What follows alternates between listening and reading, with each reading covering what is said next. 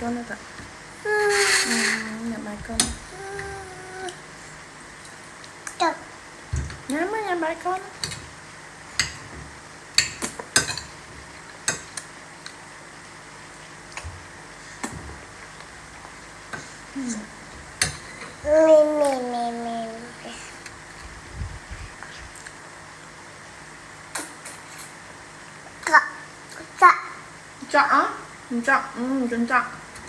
Chọn chọn tôm lời chun trang hả? Nhắm mấy con. Ở đây mạng bè ai ta? Mạng bè ai hơi.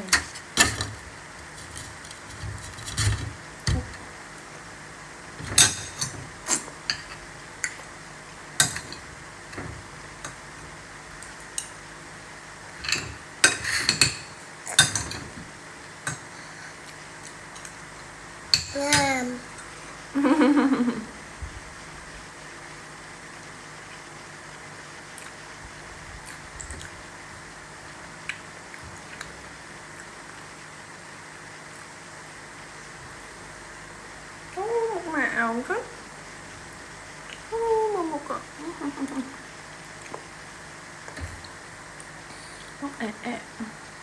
Nha thấy này con thấy ạ. Nè.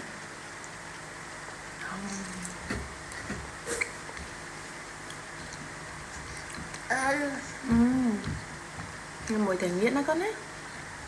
Nè bài. Bật chọc ở nhà mặt nhà mày. Nó chăm mạ bao ơi mà.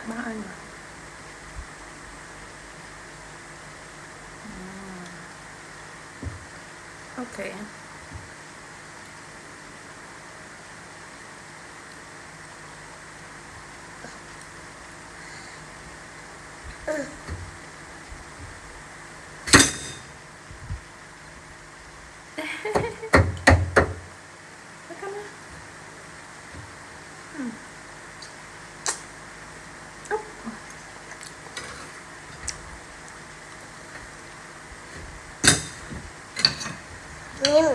Nhỏ. Nhỏ.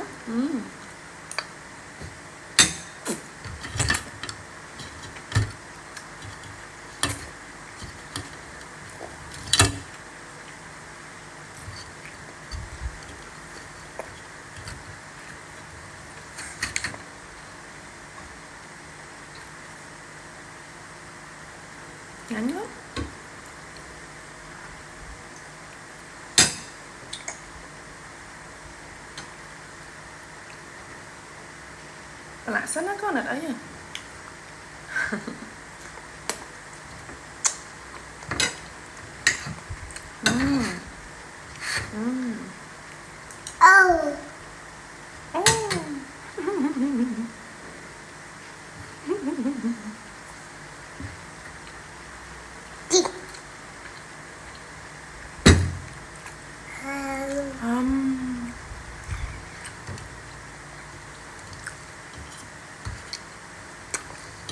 Macam empruh kan?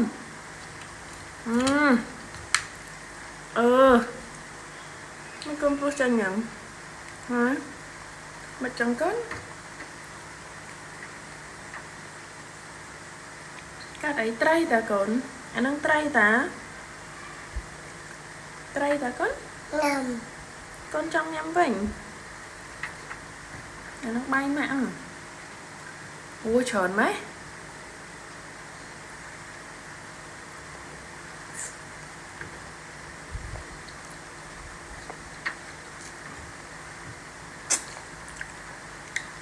Ni try.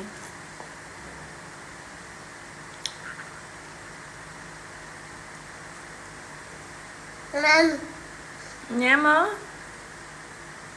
Hai bông bò này nhám á con á. Hai nhám á. Nhám. Nhám ấy ôn bạn ấy nhám tray. Ôn nhám tray thà mới nhám tray. Nhá con. Ôn nhám tray nó con á.